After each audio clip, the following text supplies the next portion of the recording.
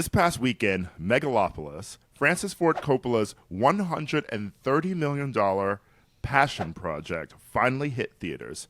We've only heard bad things about it since it tanked at Cannes this year, and now we're going to say some more because this made me want to leave the cannoli, take the gun, and shoot myself with it. I mean, it is truly a dreadful experience. I will say it is kind of bad in an old-fashioned way, which is to say every actor in it is like making wild accusations about what kind of movie they think they're in, and everybody is incorrect. Yeah, what feels sort of classically bad about the film is the fact that this is a project that Coppola has been working on for about 40 years, to be honest. He started developing the idea for it in the 70s. He has been trying to get funding for it, has been writing the script for it since like about the 80s. There's been different sort of versions of this. He had a string of box office failures in the 80s, which sort of torpedoed this film happening. And then apparently 9/11 happened, and this film was too similar to the events of 9/11, I guess, so that torpedoed it again. I fail to see how. Yeah, I don't by the understand way at all. And then he was just running out of money, I guess, and then cooked up a scheme to sell wine to the masses so he could make enough money for this film. And you know what? I feel like I helped make this movie. You know, it feels like an old school Kickstarter because I love Coppola wine. So you're an enabler, is what you're saying, because this movie is so effing dreadful.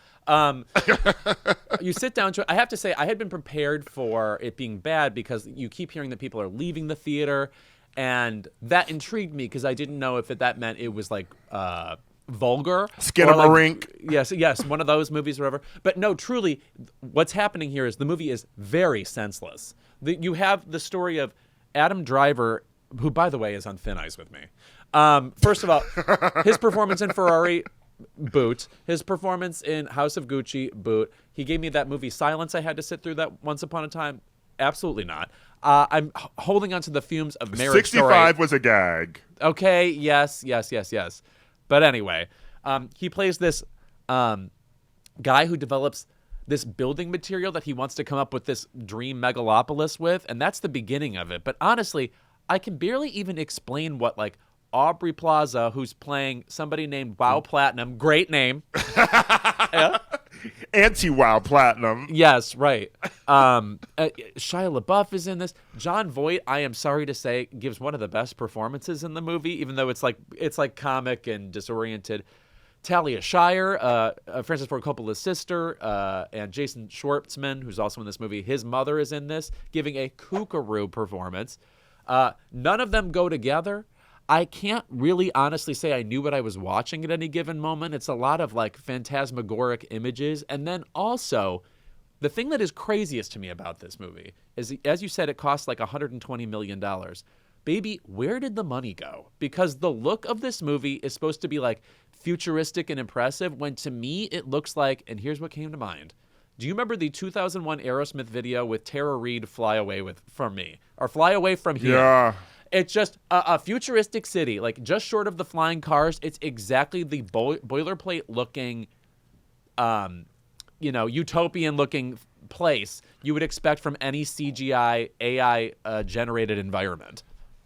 It was giving Sky Captain in the World of Tomorrow. Sure, Let's be real here. Sky Captain in the world of, Kickstarter. Yes, exactly. The first thing I want to say about this film is that there is a version of this film that is maybe not good, but at least more, I guess, comprehensible.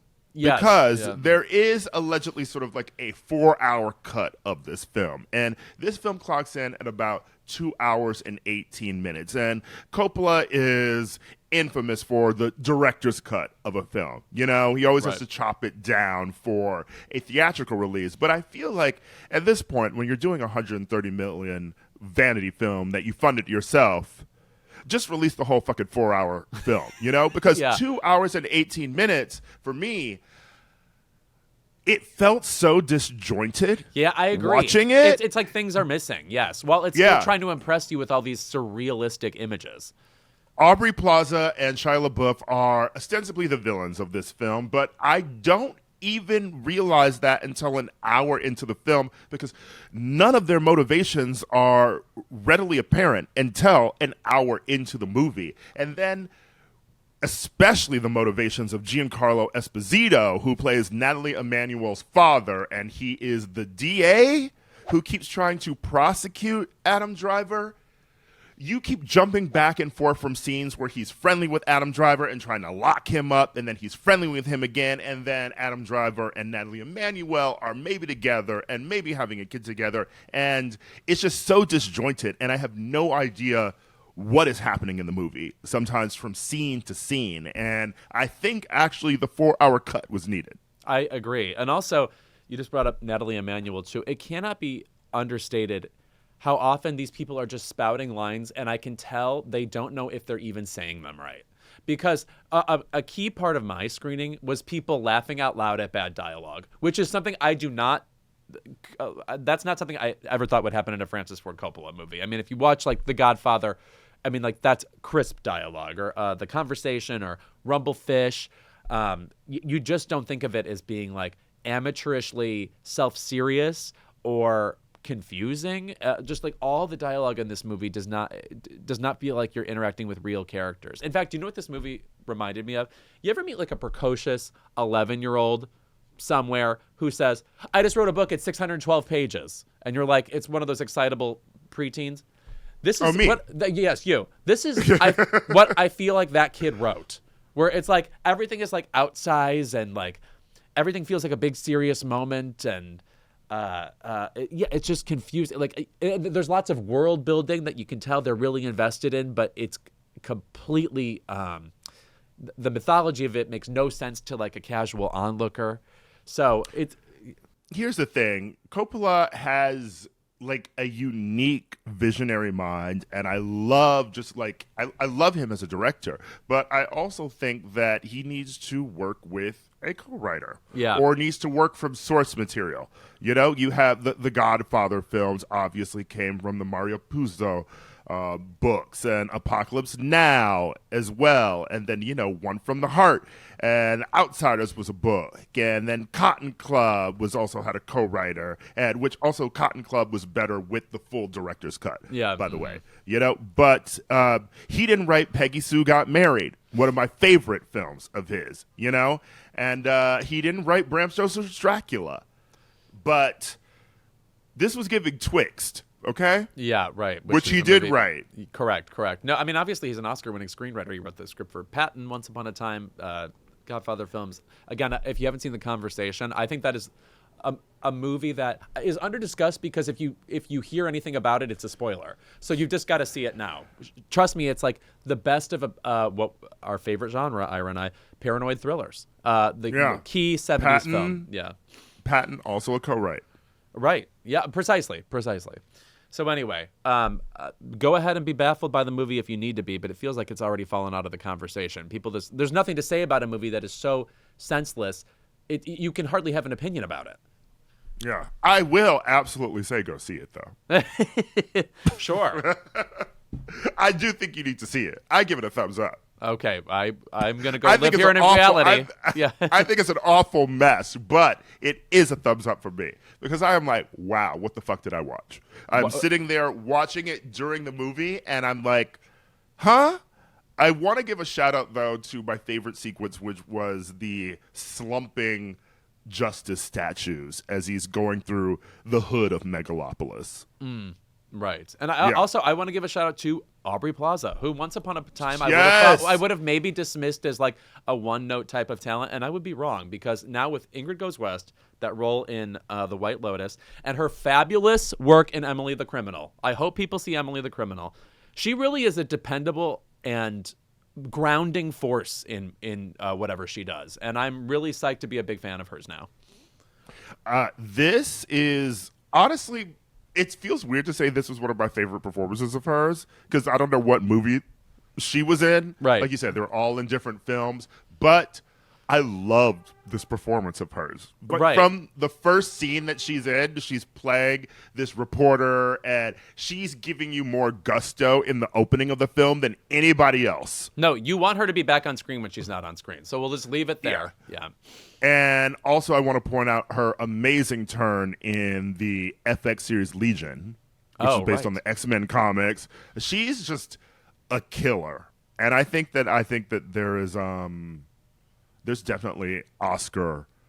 Totally. And I haven't seen My Old Ass yet, which I hear she's great in, so I'm excited to see that. I mean, the film is amazing when she's on camera. So, and I actually like the film too. I think that Maisie Stella is amazing too, but the film is sort of really elevated when Aubrey Plaza is on screen because it sort of rises it above the material, which is a little bit just sort of something we've seen before and maybe something that's a little bit YA for me in general. It adds a bit more gravitas to it. I want to say lastly, though, Shia LaBeouf's character in this film, what the fuck was going on? We did not need to resuscitate him for this. I'm not so for sad. this. No. Okay? American Honey, sure. Andrea Arnold got something out of Shia LaBeouf, and I was like, okay, you know what? She did that. Right. He wanted to be Crispin Glover weird here and just came off as, what are you doing and where are we? At some point, he's running around cross-dressing, but maybe it's also Halloween. Right. Is it Halloween is a good question whenever you're watching this. There's a sequence in the film where I do not know if it's Halloween or not. So, and also, we're in a Roman Colosseum. Though most of you will know this week's guest from her groundbreaking turn in the FX series Pose, and more recently on Apple TV Plus's comedy Loot. She's been a queer legend in the making ever since she snatched the 2011 Clive Barnes Award for her off-Broadway role in Rent as Angel. And as if running shit both on the stage and on screen wasn't enough, today she's here to talk about her audacious, addictive debut album, 33. Please welcome to Keep It, Michaela Jaé Rodriguez. Hello, hello. Hello. Hey. Okay, addictive is right. I put this album on and I didn't turn it off. It just and also you can. It's a short album, so you can just play it in a loop. Like you can just live in this album. I love that you said that because that's exactly what I envisioned it to be. I was like, okay, how do I like balance the two? Because we're in a world where so many people are like, it's hotcakes. Flip it over, they want another one. And I was like, okay, well, how can I like get in enough time? And I was like, I want my 3-minute songs in there. Like there are people who want those 3-minute songs. They don't want 2-minute songs. So I was like, let's mesh these up together. Mm-hmm. And yeah, no, it's so thrilling. But at the same time, I've also heard this album is a long time coming. Can you talk about the process of putting this together and talk about how I assume arduous it is? It feels like putting an album together is like the world's most like difficult task in entertainment. Yes, the reason why that is because it has so much of you incorporated in it. So it's like you are putting kind of yourself on the line, on the front lines. So, I think the 6 years, I didn't know, but subconsciously, I think it was a preparation for this moment now. I was very, very scared, very nervous, but I knew that I had to get it out. I knew that there was at some point I had to let people hear me on a grander stage and with a bigger and grander scheme. And that was this album. And it took a minute, but it was so beautiful, the journey. I mean, I got to meet so many people. I found out one of my family members is in the music industry, which is crazy, who I worked with and is amazing. And he's a producer on a good amount of these tracks, Neil Pogue. And then Verdine White from Earth, Wind and Fire. Like through all of the years, I met so many great people. And now it's finally like here. And I get to say that I got to work with these people. I get to say that I got to like really express the pieces of me that I've always wanted to share and tell this story of this model that was, I feel like she's an entity, honey, but like I'm trying to paint her out as this like character, but I feel like she's an entity telling me like, you just don't understand. There's something bigger. But yeah. Okay, I want you to run that back for me for a second, because like, how do you discover a family member is in the music industry that you did previously know that they were in it, and then end up collaborating with them on your album?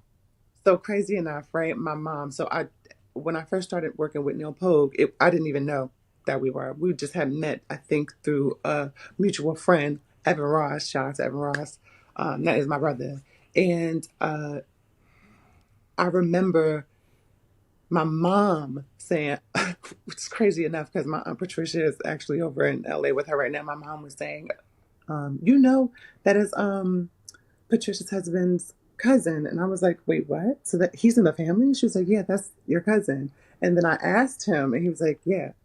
And I was like, oh my God. What? So,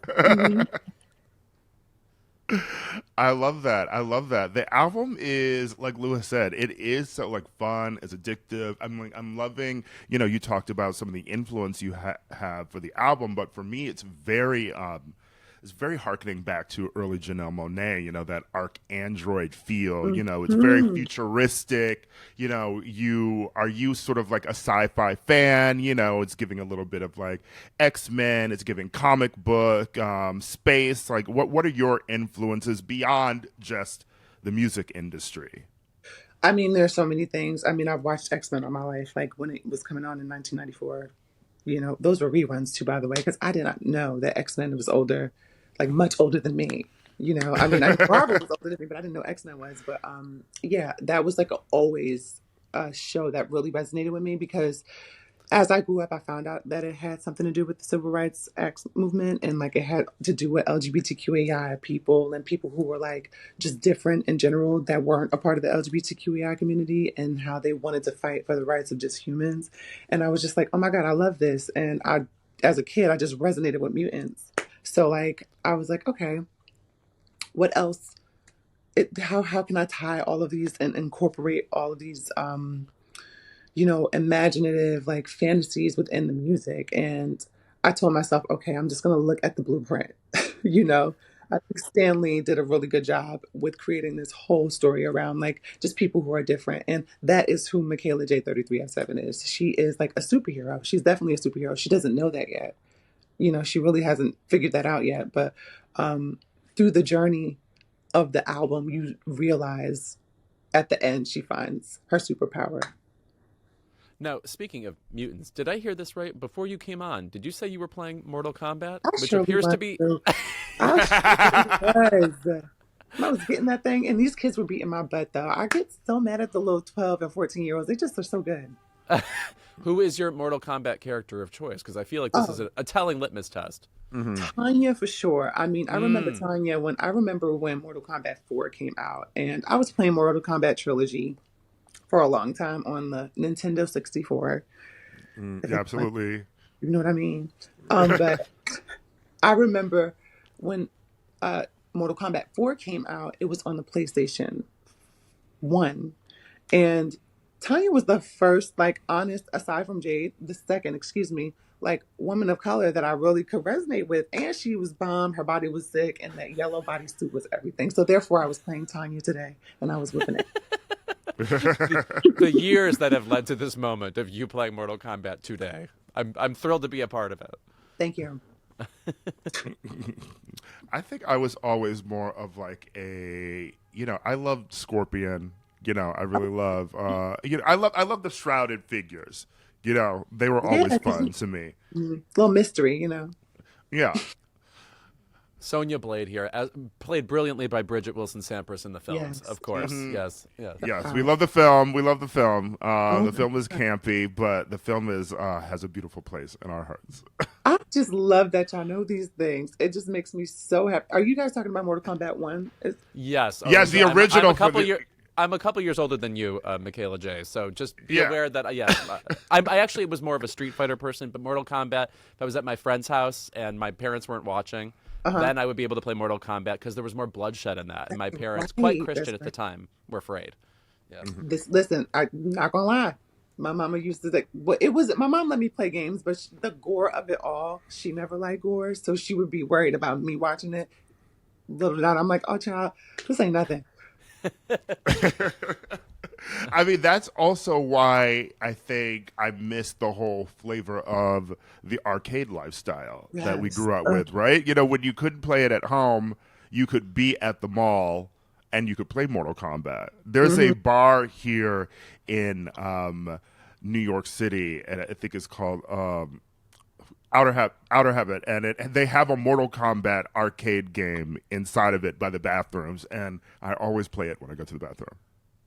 See, that's the thing. I mean, also, I feel like it has this like kind of social aspect where everyone can just like be around people and just have fun. Like it's just that arcade life was so good. It's still kind of like bustling, but you're right. I wish it still had. Uh, so we've talked now about how X-Men is an inspiration for you. Would you talk about? Do you have other unexpected influences who you're always thinking about when you're singing or performing or acting or anything? I will. I mean, there's a lot of influences when it comes to acting. I mean, Angela Bassett. She was very prominent in my house on the television screen. you know, Mm. um, who else? There's some other great people. I always get like stuck even thinking about it because there were so many. But Viola Davis was also a huge, huge inspiration. Holly Berry. I remember watching her as Storm, and I was just like, wow, finally they like created Storm. Like, and then seeing her trajectory after that, even being on Swordfish and then winning an Oscar, like it was just those women were very inspirational to me, and I was just like, okay, it's possible, it's tangible. Even as a trans kid, like yeah, I get that. Like it's possible, it's tangible. So, oh, and aside from acting, I would say like music wise, honey, the list runs Aretha Franklin, Shaka Khan, Dionne Warwick, Gladys Knight. I could go on and on and on and on. Phyllis Hyman, if Mm. anyone knows who Phyllis Hyman is out Uh, there. absolutely. Absolutely. Yes. Yes. But like these were inspirational. These were women who were talented. And then looking at the girls now, like I feel like I'm ever like evolving. I don't ever get stuck. Like I'm not trying to get stuck. Like and like looking at Chloe and Halle and Doechii and Doja and all of these new girls that are coming, Megan and like all of these Lotto. I could keep going. Like I'm watching all of these girls and they are inspiration. They really rocking it out here and like turning it. And I'm like, okay, these are like true artists, Hmm. actors, creators. It's exciting to hear you talk about sort of, always evolving in your artistry. And when you mention, like Shaka and Aretha, Hmm. because I remember your first single that you dropped was Something to Oh, Say. And uh-huh. that was giving, sort of that sort of I'm Shaka so Khan, 90s, 80s flavor, something for the club. And I got to see you perform that live like a couple times at events, and you were fantastic. thank you. And sort of what were you thinking when that song came out, and sort of what happened between, I guess, the release of that song and then the creation of this album? So I felt like I'm so glad I can like tell this story too because Neil, Verdine, all of them were there for the metamorphosis of and the growth of Michaela Jaé. Like even when we dropped something to say, at first it was under MJ and then we changed it to Michaela Jaé. Or yeah. Um when something to say came out, I felt like that was my first introduction and my first um like the sweet girl opening up, like the girl next door just coming out and saying, I'm here. You know what I mean? And I was so proud of it. And all of those inspirations that you mentioned, like the Shaka Khans, that was all encompassed in that. I wanted people to know that where I came from, um, who taught me, my mama and my family, and the music inspiration that I had, the people that were behind me, like Verdine and a guy named Sergio and Neil Pogue. The list goes on. Nick Smith. When we first did that, we wanted it to be funky and we wanted people to hear the funk. We wanted them to hear the R&B. We wanted them to hear like real music. I'm not saying that this music now is not real because it is real, but like instrumentation, you know what I mean? Hmm. And then, I mean, after that, we did a really good like campaign of it, if you will, and it was really good. And in the time while that was happening, there was just like me thinking of so many things that I wanted to be and how I wanted to change and how I wanted to grow. the sweet girl was no longer. There was like a grown, sensual, but very like, you know, sophisticated being that wanted to express herself. And, you know, Neil and Verdine understood it through the music. And when me and Nick Smith first met, I remember, and forgive me if I'm talking a lot. Let me know if I'm talking too much because, you know, we don't have that much time to, and I don't want to take up y'all time. You feel me? No, take your time, girl. Thank you. But I remember when I went in the studio with Nick Smith, he said, "What is on your mind?" And I was like, "I just want to write something. Can I listen to some of your beats?" And he was like, "Yeah, sure." And then we just started creating things in the process. And I remember just words coming to my head. And after we were done, I could go on with the story. That would be for another time. But after we were done, I went to Neil. And I was nervous.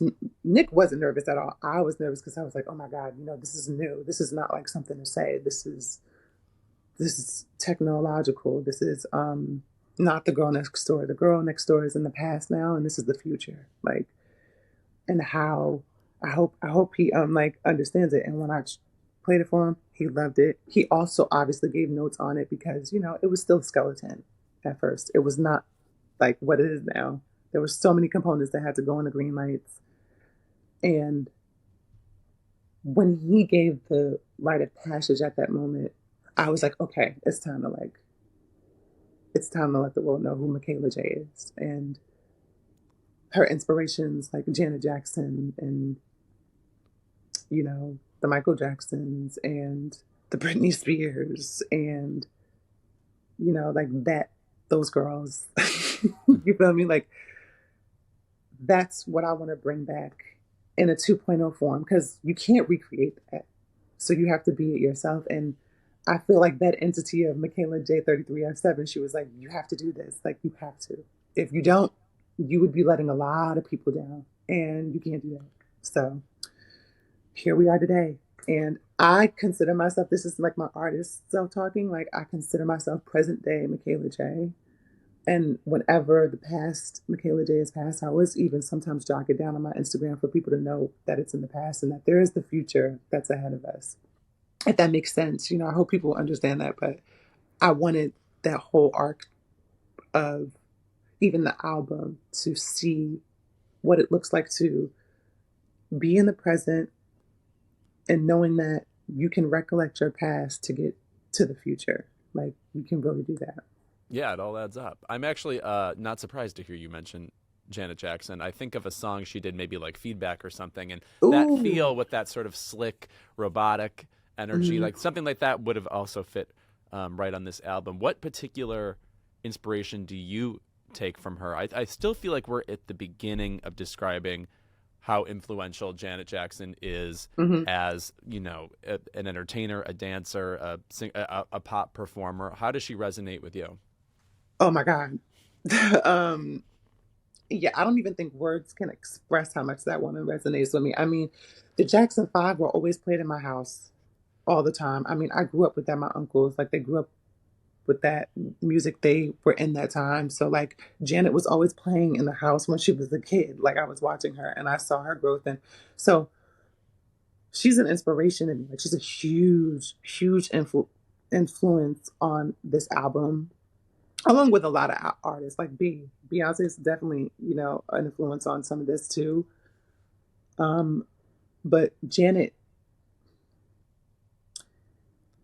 her sharpness, her edge, yet her sophistication and her grace, you know,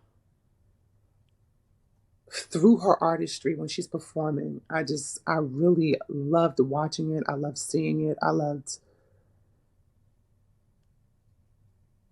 loved even pulling from it, you know, because we all bite a little bit. Let's be real. Like, I'm an honest bitch. We all bite. Everyone do it. Like, so, Yes. you know, that's what inspiration is. And you twerk it, you do it your own way. And then people are like, "Oh, okay, that's her." But yeah, Janet, she was that girl too. Like, she is that girl. She still is. You know what I mean? aside from everything else. Yeah. I would lastly ask you, you are stepping into, Michaela J, 3307, like your persona and this Mhm. character. When you are acting, Mhm. do you find that, when you are, playing Angel, when you are playing Blanca, when you are playing any other role, do you also feel like you take on a persona when you are acting, or do you feel like this is just your truest self when you are, playing a character?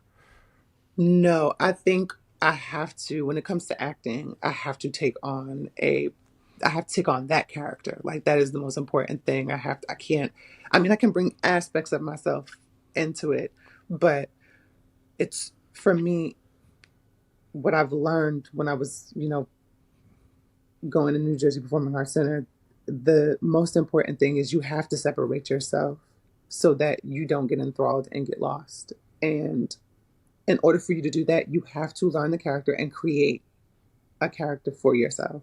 So I do definitely disassociate so that I can still be me and I can still be Michaela.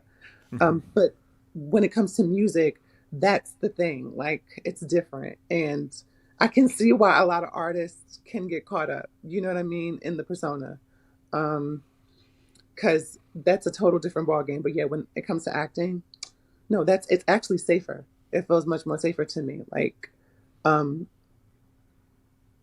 and that's why I love. I know I sound crazy, but that's why I love both because I can live on edge in music and I can be comfortable in acting and know that I can come home to myself and leave that character at the stage or the studio. Well, that sounds lovely. Yeah. Acting seems so stressful to me. The way you just described it made it seem like it's kind of therapeutic. Well, it can be stressful. When I was doing Pose, crying a lot, and that emotion, that was a lot. That was No, I mean that's the thinking about leaving that character behind. It just reminds me of an uh, interview I just done with Nicole Kidman, where she discusses how she is such an empathetic person, and her mother had told her she was from such a young age that she has the problem where she cannot separate herself from characters, and mhm. so when she's at the end of a role, it drains her so much. She It, doesn't leave it behind, and some actors don't do that. Um, yeah. it's funny. I mean, I will say when I was playing Blanca, being that she was very close to me, Sophia, not close to me. Carolyn, not close to me from Tick Tick Boom. And Hmm. even in Transformer, not close to me. You know what I mean? I can just but Blanca, it was very hard for me in the beginning to disassociate from her because our struggle was very similar. You know what I mean? So like if there were a lot of things, even though I didn't grow up in the 1983, I still went through the same exact struggle as that woman did. You know what I mean? And as a lot of the girls in the ballroom scene did. So I understand the I understand. One, I love Nicole Kidman. Oh my God, that woman is everything. Well, duh. Yes. Yeah. Two, that's a true actress. Like that shows you that she gets engulfed and enveloped in the character so much that she can't separate herself. And yeah, it can be dangerous. I mean, God bless Hugh Hefner. Like that's what sometimes it can do. But look at the work as well. Like you know what I mean. So it's yes, it can be stressful sometimes, but if you do know how to have a balance, then you're gonna live. And I remember a woman named Freddie Walker Brown from Rent, the original Mm. Joanne. She gave me very, very, I say this in every interview and I'm not gonna live it down and I hope she hears it every time. She always told me to make sure you go home, go to sleep, and don't stay out. And always make sure you separate yourself from the character that you are living in. And I made sure. I mean, Blanca, that was my little L. I lost that one because I got caught up in her. I got real caught up in her. But after that, I was like, Hmm. I have to really separate because you have to have a life too. You can't get engulfed and take months off. Also, there's work out there. You know what I mean? You can't get so caught up in a character that's it's stunting your work. Hmm. Oh my God. Well, thank you so much for being here. The album is fabulous, and again, just put it on Thank four you. times in a row while you're doing anything. And my favorite song on the album is "Started From," so that's the one I'm playing most. Yes, that's the funk. And you want to something, Verdine. Yes. They were all on that one. So Yeah, I mean that's a great song, and I listen. I love the album. I love the album, but I'm gonna still be running back something to say too. I I know love that's that right. funk. I love that funk. I Okay, know that's so right. whenever you want to get funky again, I'll I find you. will trust and believe. Trust and believe. It shall be coming back. She's not leaving too far behind. All right, thank you so much for being Of here. course, of course, y'all are a vibe. Thank you. Oh, please. Also, no, I was just thinking that we get so few artists who like reference like the feel of Shaka Khan, and I did like on Cowboy Carter the song "Desert Eagle" reminds me of Shaka Khan a little bit. But like other Mhm. people need to be listening to old Shaka Khan. I'm missing. Yeah, They we do. need I feel funk like back. Yeah. Yeah. I think we need funk, R&B. We need true country. You know, we can talk about that for days. Like we need that back, Yeah. but No, that's we not coming. do. I don't know if you know, there's in New York, there's this Ellie Escobar just opened this new club in Brooklyn called Gabriella's. And it's like his kind of music is just very like the 80s, 90s, just sort of like the funk, the pop, the R&B, and that's the best music to dance to. You Yeah. know, Right. and when you hear that, it's We like haven't improved on that's that. someone's got to bring that back. Yeah, you haven't Yeah. improved on it. That is it's truly the best music to dance to. So, yeah. Well, we shall see. We shall see what it brings. You know, I am a pop girl. She's born, you know, around the 2000s when the NSYNCs and the Britney Spears came out and the Pinks and all those things came out. So, you know, she's got those inspirations and the Beyoncés and the Aaliyahs. You know, that was a huge, crucial inspiration for me when I saw like those kind of girls come out. So, I mean, I hope we get some funk out there soon. But like this future girl, she's got to tell her story first. You know what I mean? Absolutely.